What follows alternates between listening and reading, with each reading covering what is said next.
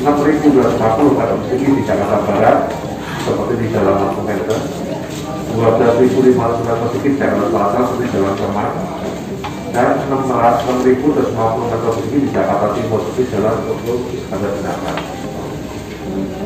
Adapun pembangunan kota dan kota jalan di suku dinas, di sini ada di Jakarta Pusat sekitar 43.407 meter persegi di lokasi seperti Jalan Dia. Tahun 2019 setelah adanya efisiensi belajar tahun 2019, maka SPT pengenalan tanah tidak dapat ditertibkan, memang terjadi efisiensi. Yang kedua, pembangunan jembatan sejajar rel Pasar Minggu Jakarta Selatan di Karang. Kemudian dari suku dinas Jakarta Utara dari anggaran 313 miliar sekian, realisasi 265 miliar, jadi sekitar 84,7%. Kemudian dari suku dinas sumber daya air Jakarta Barat dari anggaran 253 miliar sekian, realisasi 207 miliar, sekitar 82,08%. Kemudian dari suku dinas sumber daya air Jakarta Selatan dari 196 miliar sekian, realisasinya 110 miliar sekian, untuk sekitar 56,22%.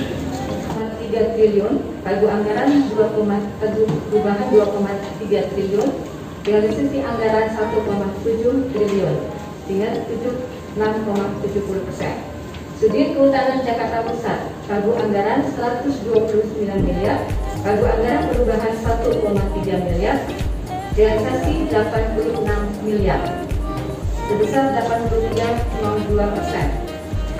Jakarta Barat, pagu anggaran Jakarta Utara kurang lebih 1,3 miliar, terrealisasi 1,3 sekian atau kurang lebih 97,27%. Kemudian untuk Jakarta Barat, ini rata-rata untuk seluruh dinas relatif hampir sama, 1,5 terrealisasi 1,4 atau kurang lebih 93,46%. Kemudian untuk Jakarta Timur sebesar 1,7 miliar, terrealisasi 1,6 atau kurang lebih 96,2%. Kemudian untuk Kepulauan Seribu anggaran sebesar 750 juta. Saya mau menyoroti yang urusan 56%, 20%. Kalau serapannya hanya 56%, saya mengatakan itu gagal. Jadi jangan alasan di sini juga gagal. Mau kerja.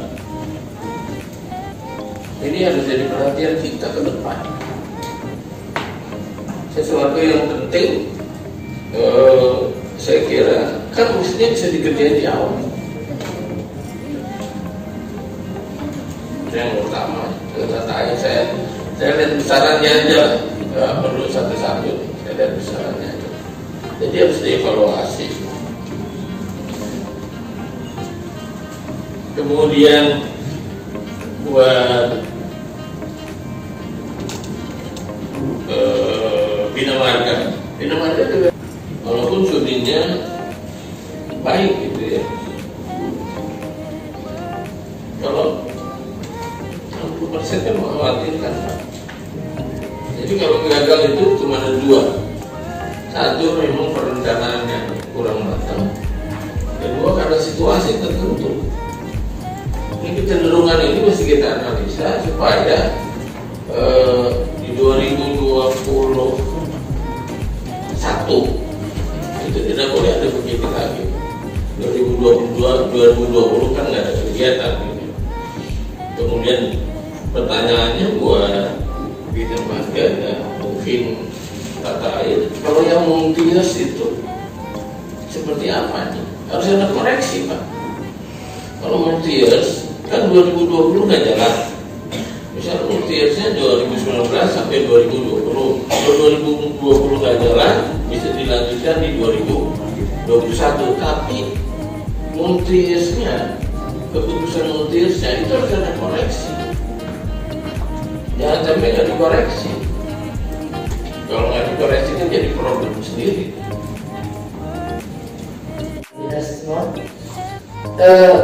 Saya setiap rapat ini pasti berkali-kali saya tanyakan target penyerapan APBD-nya itu berapa. Semuanya SKPD itu bilang 80 sampai 90% penyerapan APBD-nya pasti. Itu kan janji SKPD nih di komisi kita setiap rapat APBD murid maupun perubahan. Saya lihat di sini sudah dengan koordinator bilang memang miris juga ya, walaupun ada namanya apa, efisiensi, menjadi alasan adalah efisiensi anggaran di tahun 2019. Saya rasa seperti Pak Gubernur bilang, efisiensi itu tidak menjadi kendala untuk kita bekerja semaksimal mungkin. Ini juga saya lihat dari SKPD, dari 7 SKPD yang paling terendah dari dinas sampai sudin-sudinnya adalah dinas perumahan. Dinas perumahan cuma 54,99%. Miris banget ini dinas perumahan dengan anggaran yang besar 1 triliunan lebih, tapi penyerapannya cuma 54,11%. Yang keduanya ada di dinas SDA, ada di Citata, ada di yang lain-lain lebih. Saya cuma ingin bagaimana caranya untuk meningkatkan kinerja Bapak dalam penyerapan APBD 2009 ini udah kayak gini, apalagi 2020 ini, di mana kita tidak ada kegiatan penyerapan APBD di tahun 2020 ini. Pasti lebih parah ini, pasti lebih parah, pasti di bawah 50% semua dinas-dinas nih APBD 2020. Bagaimana caranya biar peningkatan penyerapan APBD walaupun hari ini atau 2020 kita tidak punya kegiatan yang maksimal, tapi kita bisa berbuat untuk rakyat Jakarta. Itu yang mohon penjelasannya Pak. Sekarang yang kedua, ke dinas perumahan, bidang pembangunan rakyat dan kawasan pemukiman, dari APBD perubahan 525 miliar sekian, cuma penyerapannya 18,25%. Ini kepala bidangnya siapa ya? Patri ya? Mohon penjelasan Patri. Dari sekian ini cuma 18 Bapak menyerap APBD yang kita berikan di anggaran APBD 2019. Bagaimana DKI Jakarta mendapat penilaian dari BPK wajar tanpa pengecualian kalau kayak begini semua? Bagaimana juga penilaian kami atau masyarakat menilai kami DPRD Komisi D lemah dalam pengawasan pemakaian atau penggunaan anggaran di dinas-dinas yang dibawa tupoksi kami di Komisi D.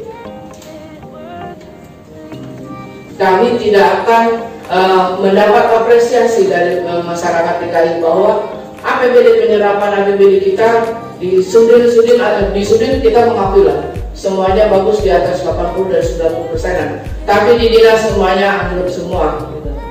Mohon nanti di APBD 2021 atau yang akan datang berilah kami kebanggaan. Saya setiap itu pasti saya bilang begitu, berilah kami kebanggaan di Komisi D ini, terutama pimpinan di Komisi D merasa bangga bahwa kita telah melayani rakyat ini dengan maksimal di dalam pembangunan di DKI Jakarta. Kalau kayak gini, bagaimana kami bisa bangga sama rakyat? Bisa kami dimarah-marahin sama rakyat DKI Jakarta. Apalagi 2020, mudah-mudahan nggak ada hujan Pak Jen ya. Akhirnya nggak ada banjir, nggak ada sampah, kita nggak dimaki-maki sama rakyat. Karena APBD kita semua tidak ada kegiatan 2020. Mohon 2022 kata Pak Koordinator kita akan awal kalau jadi RU-nya akan ada yang pemilu.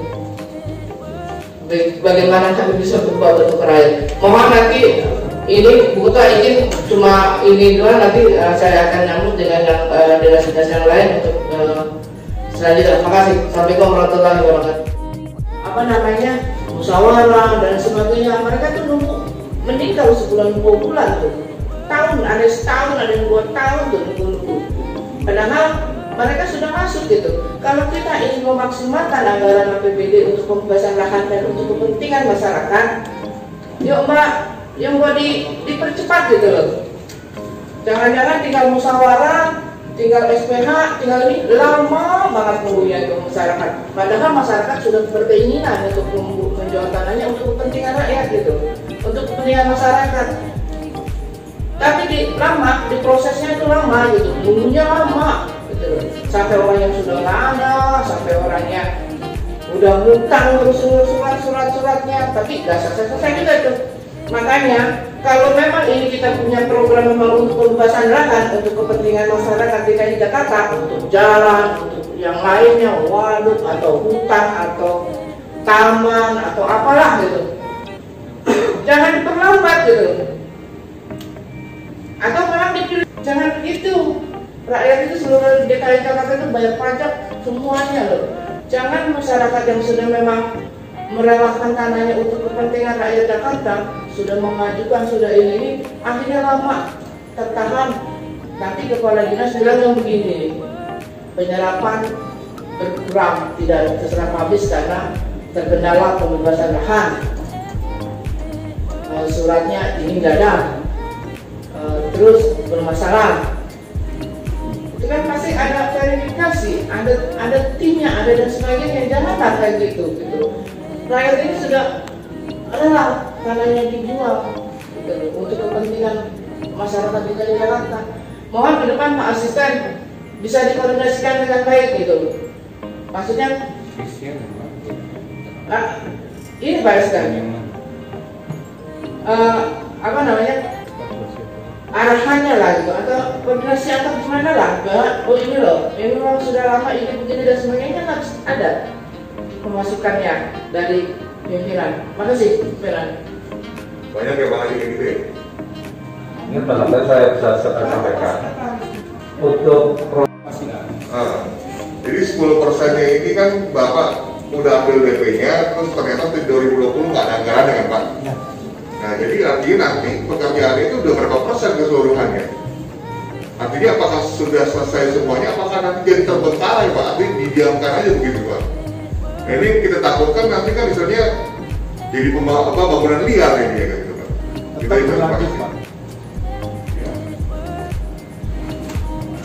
Jadi dengan tahun 2021 syukur nanti kalau ada perpanjangan, karena terkadang ada kompensasi waktu yang tadi sudah kita berikan sejak tanggal 29 Maret. Itu ada instruksi untuk penghentian pekerjaan di lapangan.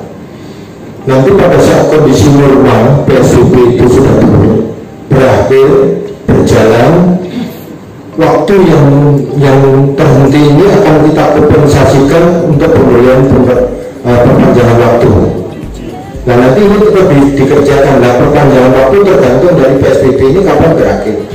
Jadi pekerjaan tetap berlangsung, cuma di tahun 2020 hanya fisiknya di luar pekerjaan persiapan akan merealisasikan terhadap uang muka yang sudah diambil.